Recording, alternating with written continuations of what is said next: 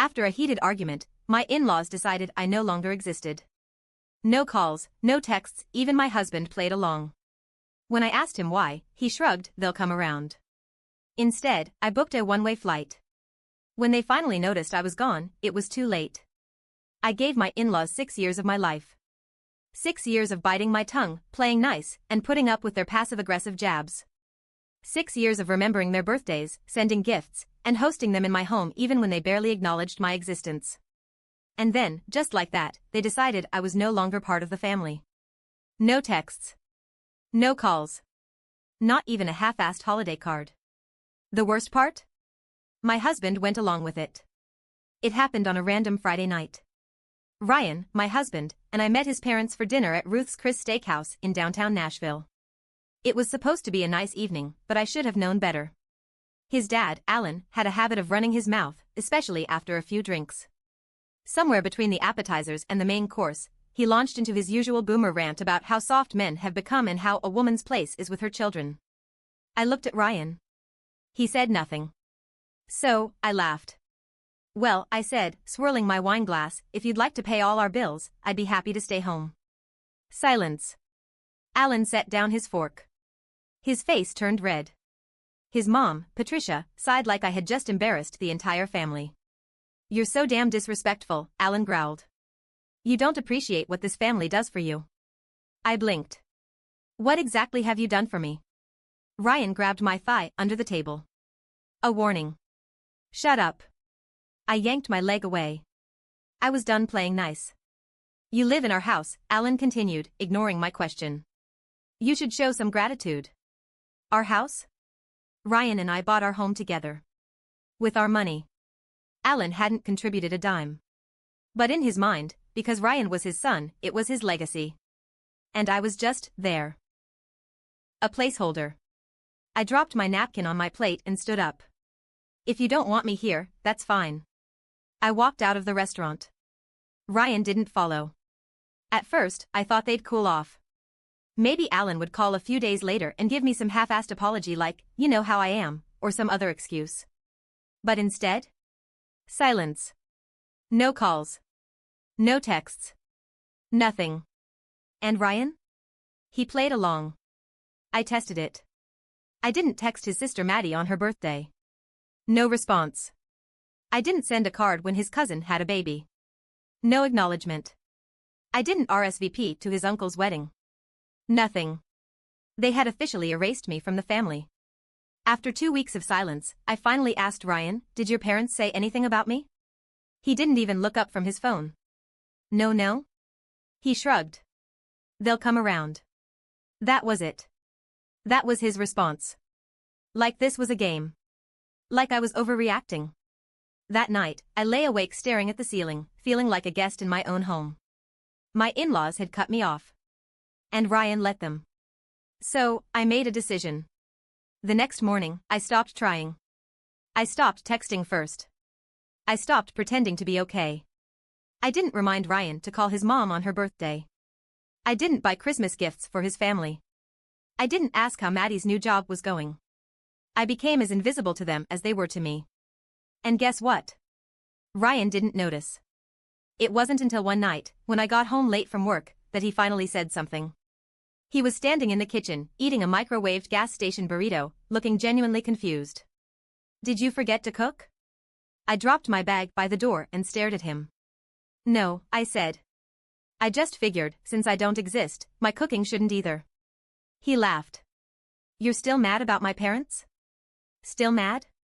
I didn't even respond. I just walked into our bedroom and locked the door.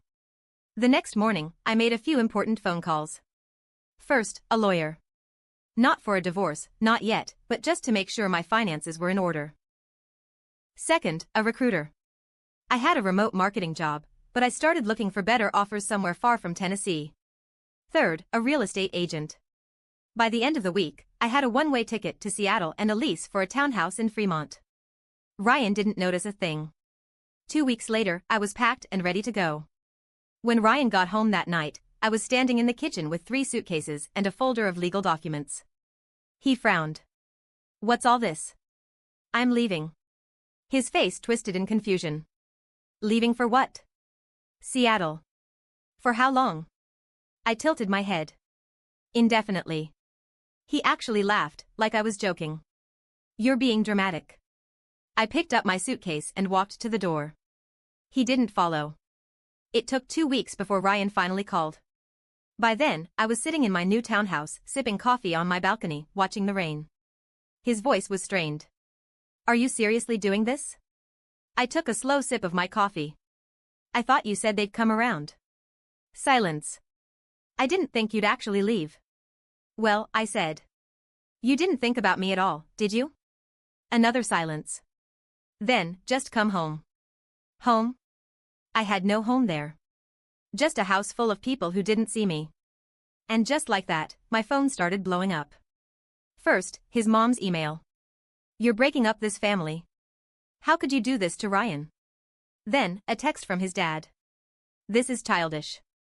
Come back and fix this. Oh, now I existed? I sent one reply to his mother. If you truly cared, you would have reached out before I left. Then I blocked them all. I should have known they wouldn't let me go quietly. For a moment, I thought I had one. I thought I had escaped. But I underestimated them. It started with the emails. Then, the phone calls. And then, when I didn't respond, they sent Ryan. It was a Sunday afternoon. I had just finished setting up my new place, a small townhouse in Fremont, with a view of the water. My new life felt peaceful, like I could finally breathe. Then someone knocked on my door. Hard. Not a friendly, hey, I'm here to visit kind of knock. More like open this damn door, or I'll break it down. I looked through the peephole. Ryan. I sighed and opened the door. What are you doing here? His eyes were wild. Like he hadn't slept in days. His clothes were wrinkled, his jaw unshaven. He didn't even say hello. You blocked my number? I crossed my arms. Yes. He let out a humorless laugh. And you just moved? Without telling me? I did tell you. You just didn't listen. He stepped inside without asking. Walked right past me. You're really doing this, he muttered, looking around. His eyes landed on the boxes I hadn't unpacked yet. You really think this is your life now? I know it is. He turned to face me, his hands clenched into fists. And that's when I saw it. The anger. Not sadness. Not regret. Just rage. You're a selfish bitch, you know that? I felt my stomach drop.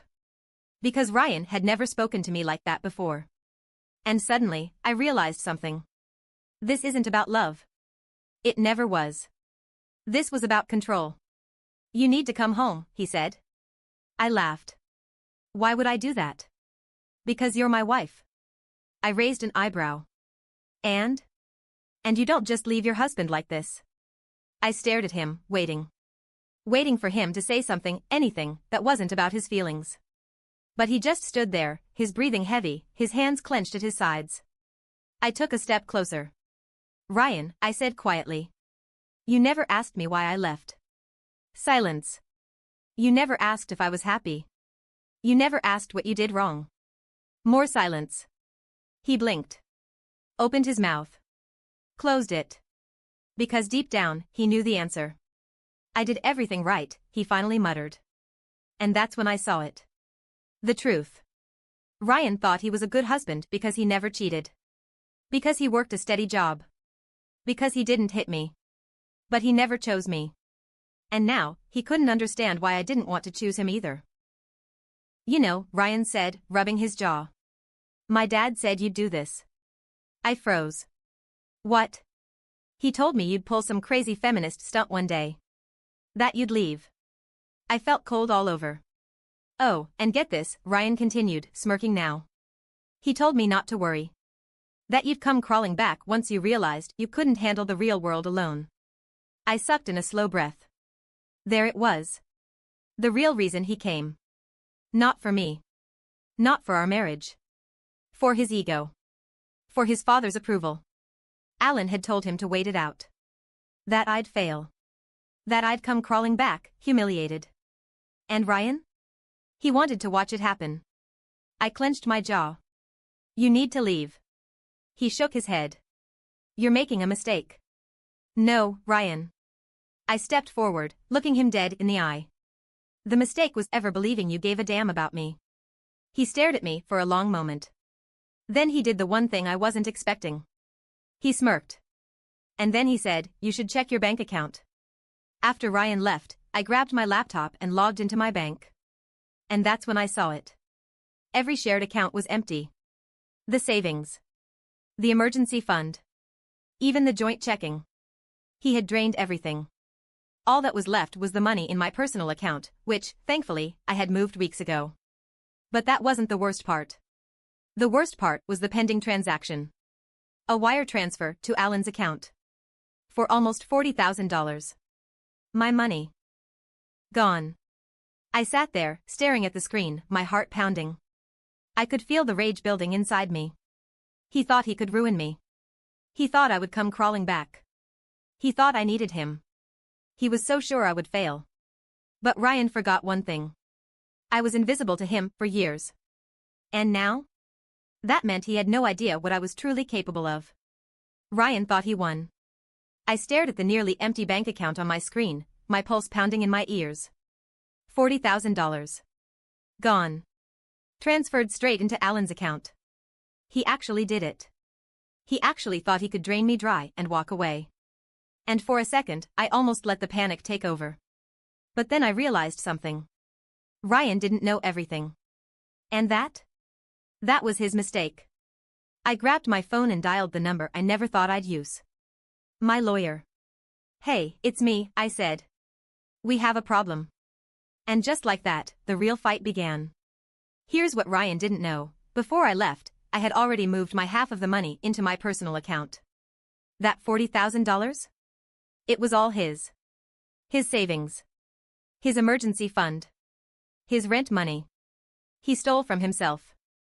I sat back, watching my lawyer's email go out to Ryan and Alan in real time. Subject line, immediate legal action, unauthorized transaction. The body of the email was cold and professional. It explained how Ryan had fraudulently transferred funds without my consent, how I had already spoken to the bank, and how, if the money wasn't returned within 24 hours, we'd escalate to legal action. And the best part? Ryan was about to learn the hard way that Alan wasn't as loyal as he thought. Less than an hour later, my lawyer forwarded me a response. It wasn't from Ryan. It was from Alan. That money was given to me as a gift. If Ryan made a mistake, that's on him. I won't be returning a cent. I laughed out loud. Ryan was screwed. Alan took every penny and threw his own son under the bus. I texted Ryan. Me, your dad just stole from you. Hope it was worth it. No response. Not for 2 days. Then? He showed up again. It was raining hard that night. I was asleep when I heard it. Bang. Bang. Bang. I sat up, heart pounding. Bang. Bang. Bang. I grabbed my phone. Checked my doorbell camera. Ryan. Soaking wet. I almost ignored him. Almost. But then I saw his face. And I knew. He had nothing left. I opened the door just enough to look at him. He looked wild, like he hadn't slept or eaten in days. You need to go, I said. I don't have anywhere to go, he muttered. I leaned against the doorframe. Not my problem. His hands shook. His jaw tensed. My dad won't answer my calls, he admitted. The bank said I can't dispute the transfer because I sent it willingly. And now my landlord is threatening to evict me. I crossed my arms. And what do you want me to do about it? His eyes snapped to mine. You could fix this, he said. I laughed. Fix this? I repeated. You tried to steal from me, Ryan. Why the hell would I help you? His face twisted. You're my wife. I let out a slow breath. Not for long. And then, just to twist the knife, I said, oh, by the way, tell your dad I'll see him in court. Because what Ryan didn't know was that I had one last card to play. Before I left Tennessee, I did something Ryan never noticed. I had recorded every conversation with Alan where he called me a liability, a mistake, not really part of the family. I had emails from Patricia saying women shouldn't have separate bank accounts. I had texts from Maddie, calling me crazy and a gold digger, even though I had paid for half of everything in my marriage. And I had one big piece of evidence, a voicemail from Alan, saying, "Don't worry about the money, son. If she fights back, we'll make sure she walks away with nothing." Ryan had no idea I had proof.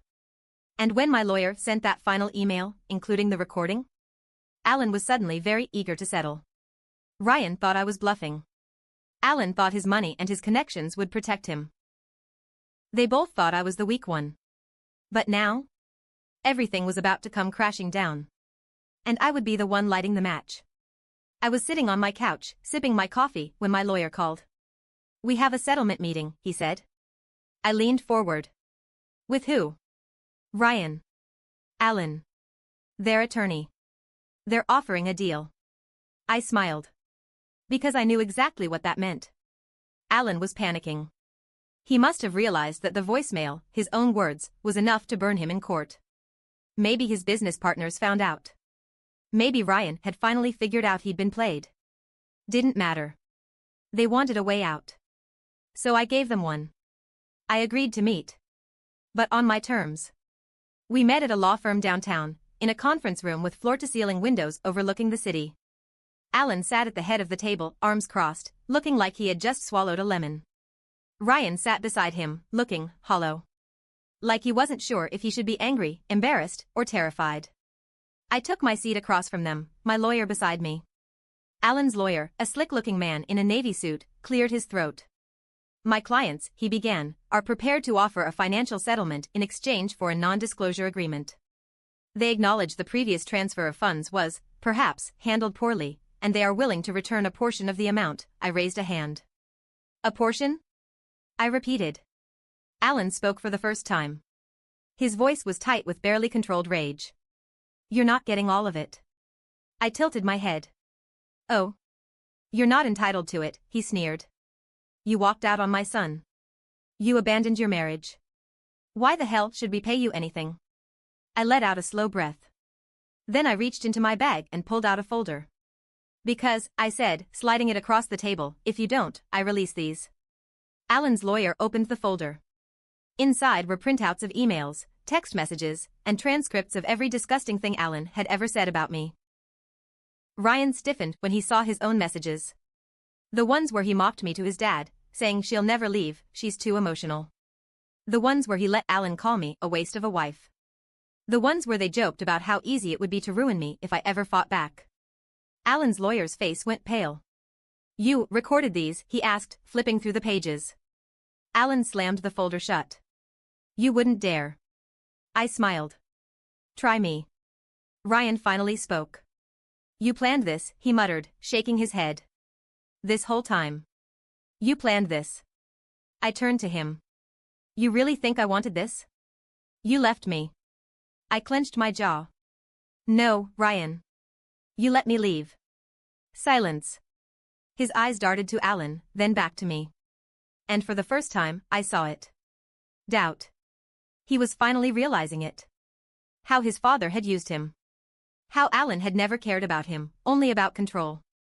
Ryan swallowed. "You want to destroy my family." "No," I said, standing up. "Your family destroyed itself." I grabbed my bag. "Now, you can either sign the agreement and give me what I'm owed, or you can watch me drag your entire family through the mud." Alan glared at me. But he knew he had lost. They signed. I got every penny back. Plus, a lump sum for damages, in exchange for not releasing the evidence publicly. Ryan left the firm without saying a word to me. He didn't even look back. Alan? Well, Alan had bigger problems. Because 2 days later, his company fired him after someone leaked those messages anyway. Not me. But someone. Maybe Maddie. Maybe one of Alan's friends. Maybe karma. Either way, he lost his job, his reputation, and his power. Ryan? He tried calling me once. Left a voicemail. I don't know what to do anymore. I never called back. I spent 6 years trying to earn my place in that family. Turns out, the best thing I ever did was walk away. Because now, I exist on my own terms. And they don't exist to me at all.